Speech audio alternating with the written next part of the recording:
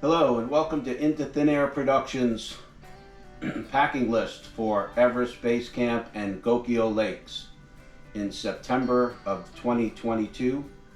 My name is Kevin. I'm a retired firefighter paramedic and returning to Nepal for my second trip to EBC. As a side note, a lot of people may say I overpack, but I like to be prepared. So you pack accordingly, but these are the items that I'm going to bring. They're going to come up in no particular order, and I am not sponsored by any of the products that I mentioned. So the first item that I have here is my medication bag. I like to bring medications from the United States so that I know what I'm getting. I bring antibiotics, Z-Packs, anti-diarrheal, nausea and vomiting medication, and a few others, just in case somebody gets sick while we're out on the trail. I also bring a small emergency kit, Band-Aids, steri strips,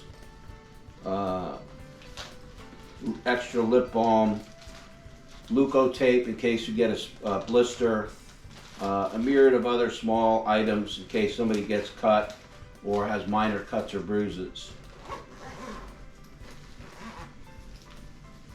I also bring a kit for bleeding. It has quick clot, a tourniquet, and blood stopper products so that if somebody gets cut, I can stop the bleeding real quick until we can get them further medical help. I have a lot of dental work, so I need to keep my dental work clean, and so I found this water flosser. It's pump powered. You pump it up and it's powered by air, not battery operated, and it does a pretty good job of keeping my dental work clean. So if you have a lot of dental work that you need to clean, take a look at a air powered water flosser to bring with you. Next up is my what I call my sanitation kit. My sanitation kit has hand sanitizer. It has towelettes that you get them a little bit wet, and you can use these as toilet paper. I also have my dude wipes and extra Ziploc bags just in case you have to do your stuff on the trail, that you can pack up your toilet paper and take it with you to properly dispose of it at a tea house or another receptacle, because on the trail we want to leave no trace as best we can. I also bring along a Sawyer squeeze water filtration. I happen to like the Sawyer. I've used it quite a bit on different treks. I like the squeeze because I can actually attach it to the bladder in my backpack and not have to take the bladder out to fill it. I have a quick connect system. It does quite well at filtering the water, and it also saves the environment. You're not buying plastic bottles which seem to be discarded along the trail, and it's economical because as you go up the mountain, water starts getting more expensive, and with us having to drink between 3 to 4 liters of water a day to stave off altitude sickness, it can start to run up in cost when the cost of a liter of water starts to be 400 or 500 rupees per liter, and you're drinking 4 liters per day. That starts to add up. So along with that, I also bring my own hydration salts. This one happens to be Drip Drop. I like this particular product. I like the way it tastes. It has low sugar, and it gives you 3 times the electrolytes that some of the other products do. There are quite a few others on the market that are very similar, but I happen to like Drip Drop. I bring 2 Nalgene water bottles. One, I put my hydration salt in during the day and just sip on them as I go along with the water in my water bladder. And the other one I keep for at night. We put boiling water in this, and you put it down in your sleeping bag or up next to you, and it helps keep you warm at night. And then in the morning, you have warm water, and anybody who's trekked in Nepal knows that the water coming out of the tap is pretty cold. And you really don't want to wash your hands, let alone brush your teeth or wash your face. You can use this water to wash your hands, brush your teeth, wash your face, and be a little more comfortable in the morning rather than having to wash your face with that icy cold mountain water. This is my personal travel kit. This has my soap, toothbrush, toothpaste, razors, Body Glide, deodorant, and some other medications that I need personally. Try to keep it small, keep the weight down. It also has my extra batteries, and extra batteries are for my headlamp. I would suggest you make sure you have a good working headlamp and you know how to use it, because there's not much light in the tea houses at night, if any, and you're going to need a headlamp. And then a lot of your treks you start out before the sun comes up and you're going to want to see the trail. So a good headlamp is paramount. A lot of some of the new ones are USB rechargeable. So just try to remember when you get to your tea house to charge your headlamp up each day. Make sure you got a full battery, because nothing sucks worse than running out of battery and being in the dark. I also bring a small camp towel, microfiber towel. This one happens to be a Sea to Summit small microfiber towel. Took it out of the bag took it out of the pouch and put it in a bag. And it's good if you want to take a little bird bath. You can dry off, or when you go to the bathroom in the morning and wash your face, you can dry your face off. They dry quick, and they're very lightweight.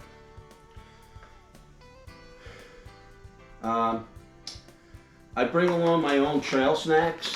When I was there last year in March of 21, not much was open, and the adventure company suggested that I bring some of my own snacks because we weren't sure what was going to be open. And I'm glad that I did, because not much was open, and the stores that were open, the stuff that they had in there was pretty expired.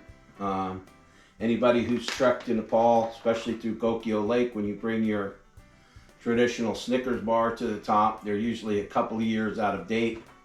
So I bring dried fruit, and I also have a box of breakfast bars that I bring along with me. I bring a couple different pairs of gloves. I bring some packable down gloves and glove liners. These are made by Cabela down gloves. They're very lightweight and packable. I'm sorry, these are not Cabela. These are LL Bean, sorry.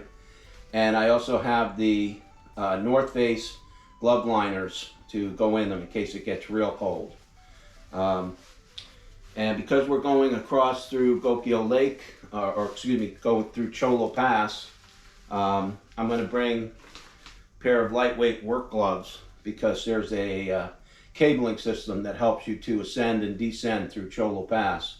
And I don't want to tear up my down gloves or my trekking gloves, so I'm going to bring a pair of lightweight Home Depot special work gloves just to use it for the cabling system. I bring a knit cap. Knit caps are nice to have. I got this one from Wounded Warrior Project. Very nice organization, helps out a lot of people. You wear this at night around the tea house, help keep your head warm. Also when you're sleeping, that you don't have to duck your head inside your sleeping bag to stay warm, you wear your knit cap, and that's a nice item to have. This to me was invaluable. This is my rain jacket. This one happens to be the REI brand rain jacket with ventilated panels in the arm panels. And I use this quite a bit.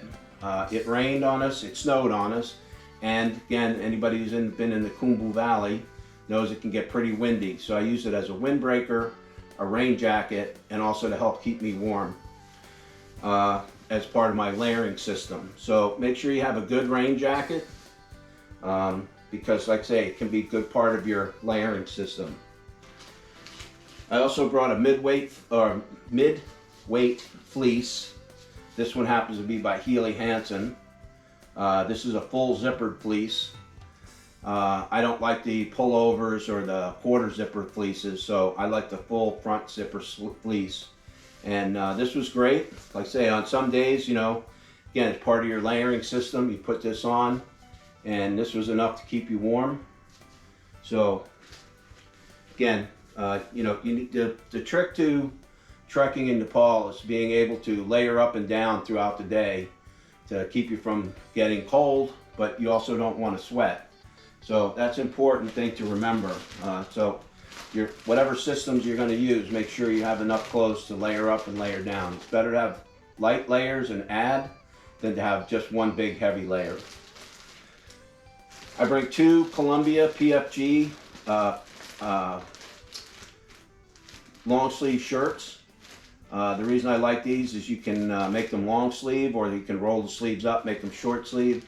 They also have the cape in the back that helps with ventilation. They also SPF 50 shirts help you with that. Going back, my trekking gloves, I have these are the REI brand trekking sun gloves. What's nice about these, they have a nice leather panel or a nice leather pad, so when you're using your trekking poles, you won't get blisters on your hands. And it also helps protect the back of your hand when you start getting up in altitude from the sun. These are also a nice item to have. My trekking pants that I use the Eddie Bauer trekking pants. They are wind resistant, water resistant, and I also have the ones, the convertibles, that you can take the legs off and turn them into shorts. So that lessens one item that I have to bring. I don't have to bring a pair of shorts in case it's warm.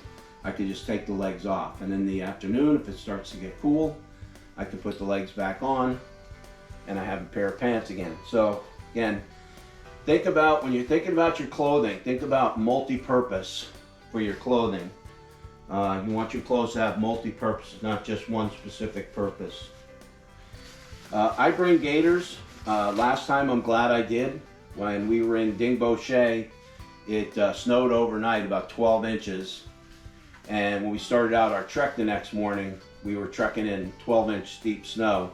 So these helped keep the snow out of my boots and off of my pants, which kept me a lot drier. And then this time going through Cholo Pass with all the rocks and stuff, it'll help keep gravel and rocks out of our boots. I bring a schmog. Schmog's nothing but a big, looks like a big tablecloth, but schmogs have a great use. They are multi-purpose. You can wear them, form them into different things. You can form them into scarves. You can form them into hats. You can form them into a lot of different things. Look on YouTube under schmog, and they'll show you different ways to tie these.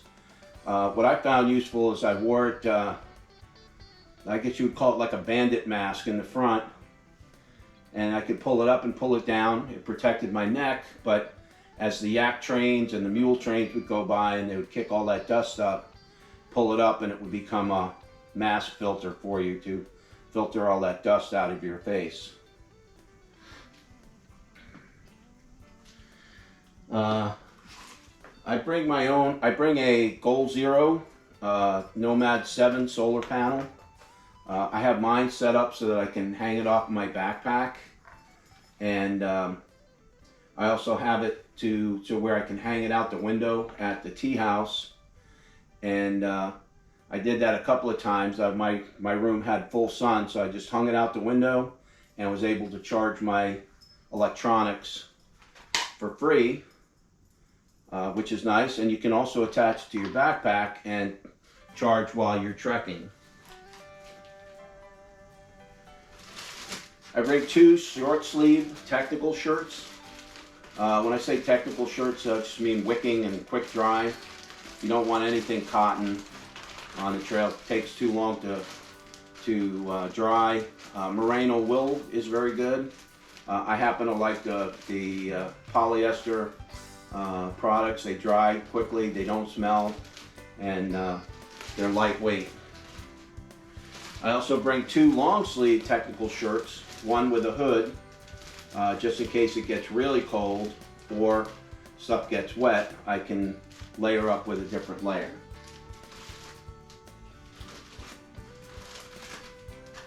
I bring 5 pairs of underwear. A lot of people say 3 is enough, where you have one on, you wash one, you wear one, and then you have one clean.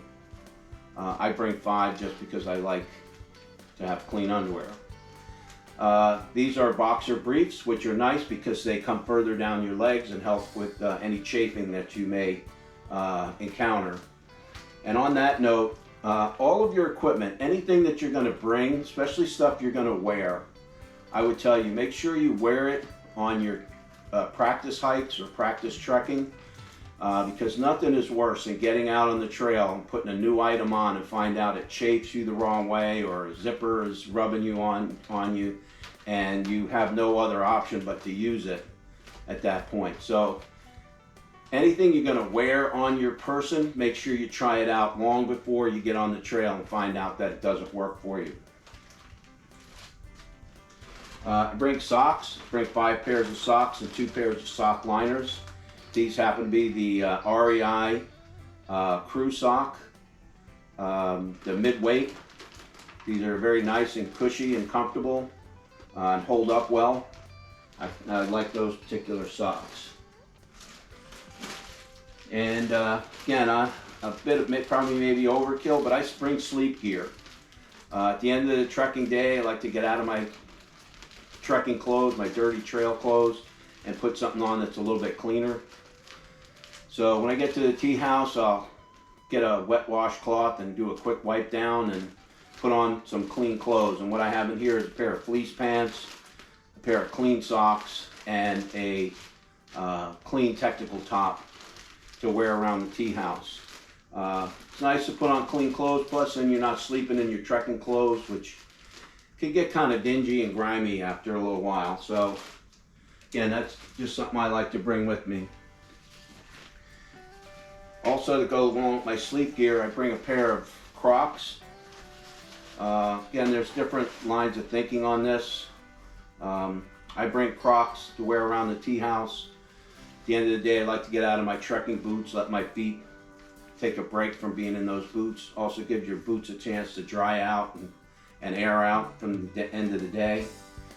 And the Crocs are nice. You wear them around the tea house because, you know, when you have to go to the bathroom at night, and you will because of all the water we have to drink, you don't want to have to slip on your boots and trek down the hallway to go to the bathroom, because you certainly don't want to go to the bathroom in the tea house without shoes on. So Crocs are nice, some kind of lightweight slip-on shoe, whatever is comfortable. You can also wear them around the village while you're exploring. That way you don't have to wear your trekking boots all day long. So it's just something that I like to bring and something to think about.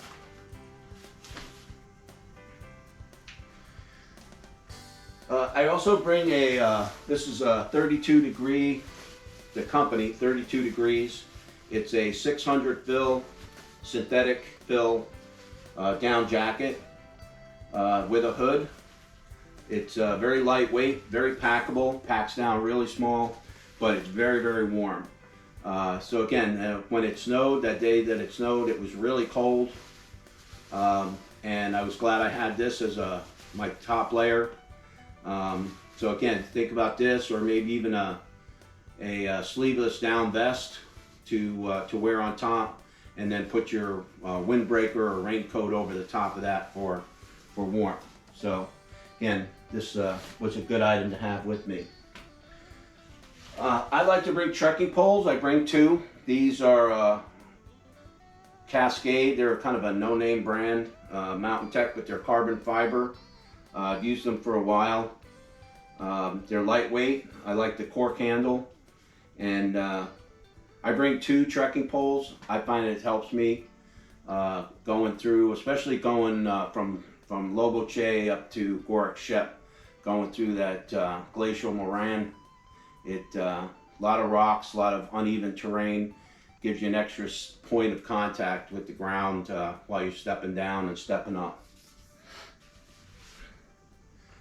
I have my boots.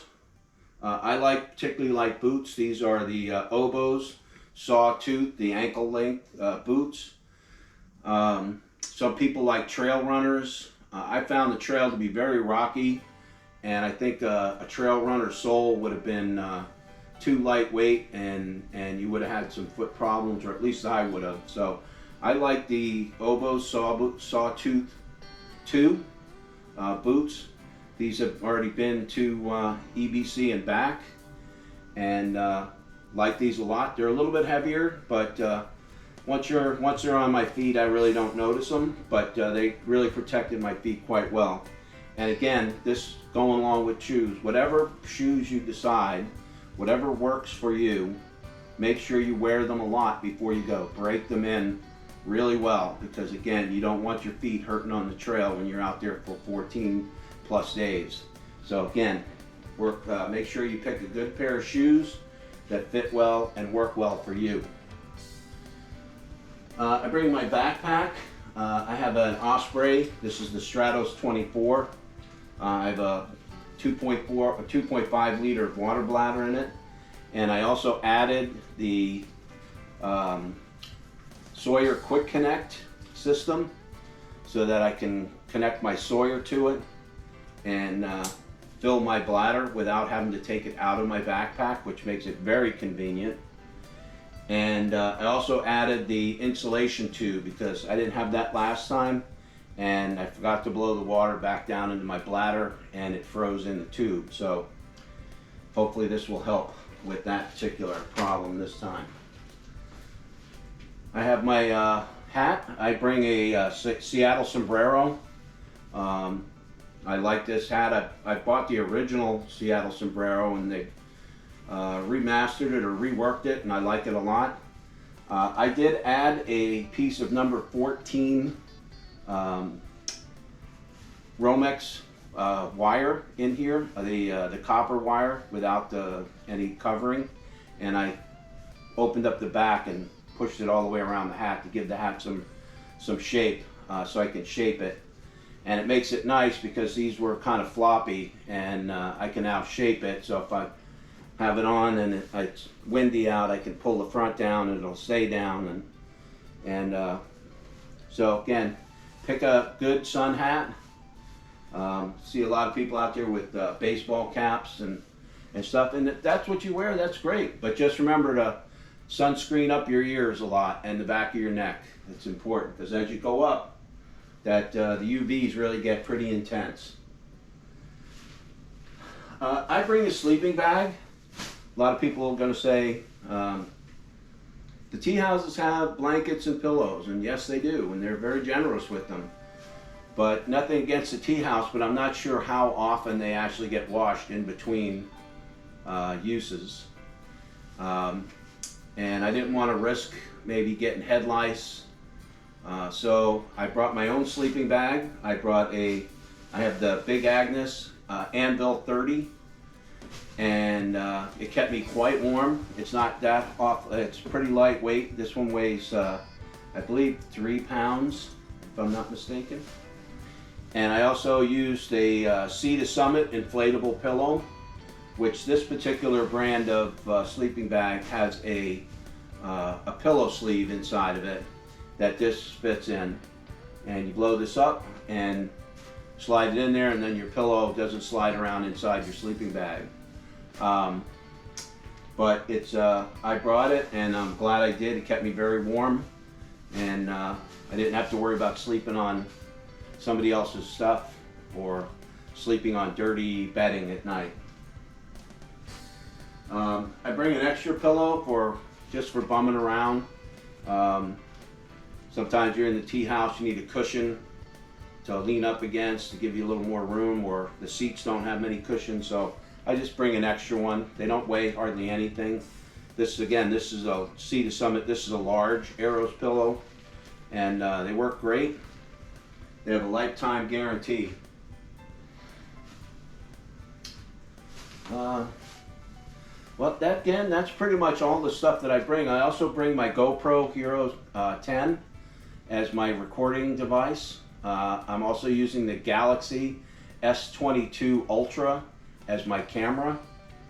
And the other item that I don't have here with me right now is I bring a charging block also to help keep your stuff charged up. So again, welcome to the video. This is Into Thin Air Productions. Thank you for watching. Please subscribe to my channel. Hit the like button if you like it. And if you have any questions or comments, please leave them in the comment section below. Happy trekking, be safe, and we'll see you out on the trail.